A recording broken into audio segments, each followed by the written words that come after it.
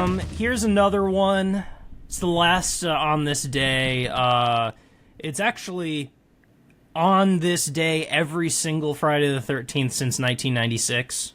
Oh, okay. I love this one. It's something that exists called the Anti-Superstition Club, or Margaret Downey's Anti-Superstition Parties. It is basically every Friday the 13th, since the first one being in 1996. Margaret Downey is a non-theist activist who has been throwing elaborate anti-superstition parties on the day. So one of the signature events is and by the way, here's a fun fact. So it's not just an annual thing, it's every Friday It's every 13th? Friday the 13th. Which that's a couple times. Yeah, it's a couple times in a year. Yeah. So one of the signature events, so the word for like the fear of Friday the 13th, this is going to be a real test. This is a crazy word. Frigatriskaidekaphobia. Frigatriskaidekaphobia. What a name. Yes. So one of the events at one of Downey's events is Frigatriskaidekaphobia Treatment Center. Basically, people go through a series of obstacles that take you through every superstition revolving around Friday the 13th you could imagine. It's like an exposure therapy for Friday the 13th. Wow. And then also at these events, there are parties where people limbo under ladders, dance with people dressed as black cats, and open umbrellas indoors, and break mirrors. Oh, you are really tempting fate. Yeah. That is a big sort of anti-superstition party. Yeah, and I like to think that I'd love to go to one of these parties. I mean, technically, you have enough stuff. I mean, simple stuff that you could just do at home on your own. Like, you gotta get them. Although, does anyone from our generation really carry an umbrella anymore? They seem like such a dated concept. I mean, I know. Well, I personally know that I say no, but I'm really just speaking for myself, because I will just walk outside in the rain without an umbrella, and people will think I'm crazy, and I'll just go, "It's water." It's not acid rain. That's a different thing. But and it's fine. I've also never walked outside and used an umbrella. Like, I get wet anyway. You can't really. It's raining. There's wind. I think I'm more likely to use an umbrella if it's really sunny than if there's like a parasol. Rain. Yeah. Yeah. That's a good point. Skin cancer. Yes. Is bad. Because I want the curse. I have so many curses, don't want health-wise, that sometimes I think it was a mistake for me to be born. Yes. But, I burn so easily. Yes. I remember that, do you remember in middle school when they would, if you got, good grades or something, you got to go to a Whitecaps game? Yeah, and I'd been to one or two, I think. Yeah. I remember going to one, and afterwards, you would have thought I came back from war. Yeah. Because it looked like my ear had been shot off. Yeah. It was terrible, and people were asking, what happened? And I said, the sun. And do you know how upset I was to find out that for good grades, I got to go to a sports thing, and everyone who didn't in class got to stay inside and watch movies? Wow. Do you know how upset I was? That's horrific. I am realizing, and maybe if there's a moral to this, use sunscreen. I hate doing it. I hate how it feels on me, but I'm not risking it.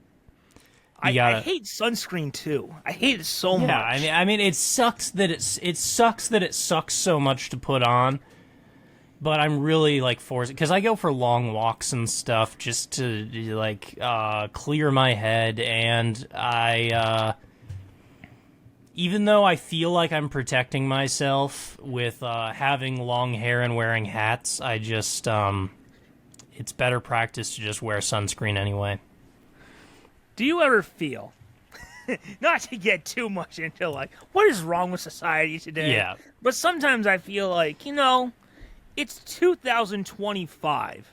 Why have we not found a better way to protect our skin from the sun than this disgusting lotion? Like, you can't take a pill, you can't get an injection. It's almost like there was some pervy little scientist who hopes that one day he'll be at the beach and some supermodel will say, "Hey, can you help protect my skin?" "Oh, yes, I can. I've got suntan lotion with me right now. Let me put some on you." It feels like that's the only reason, because I have to believe there's a better way than just rubbing this disgusting lotion on you. Yeah, unfortunately, the skin's a really big organ. And I don't know if there's any other way other than to slather yourself in a shield. Sometimes you know what I want to do? Because I guess soon I'm going to go to Florida. Mm-hmm. I don't want to do the sunscreen. I know I have to, or I could die. Yeah. I really don't want to. Part of me wants to get a Jedi robe from Disney World and just have that be it. I mean, I'll wear the hood the whole time. Yeah. Look, I'm not a doctor and should be, but like technically, most things like have an SPF. Like wearing clothes is an SPF. It is blocking sunlight from you. That said, you would really have to cover your face. It would probably be very hot. Yes, but I will take sweat over the alternative of the burning if I can avoid the lotion. It's probably better than nothing. Yes. It's probably... That could almost be the lesson of today's show. It's probably better than nothing. Yeah. At least just try. Yeah, just try, get over with, that's fine. Yeah. Another thing. Looking back, because it's been 5 years since the COVID pandemic started. Mm-hmm. When you look back, doesn't it seem so cavemanish that to find out someone had COVID, we had to stick something far up our nose? Yeah. Couldn't there have been a better way? Yeah, but that's the thing. Like, I too am like, in going to the doctor for many things out of severe fear that I'm going to die at any moment from some unknown illness. I have discovered that, we're really not that advanced as a society. We're not that advanced. Doctors just kind of peek and go, I think you're fine. And, they are right, because I haven't died yet. But, there isn't like a, the closest thing we have to just like an MRI is you go in a machine and then you just find out what's wrong with you. It's the closest thing we have, but those are expensive, so they're trying everything they can possibly do to not do that. If I had one of those at home, I would be going in it every single day.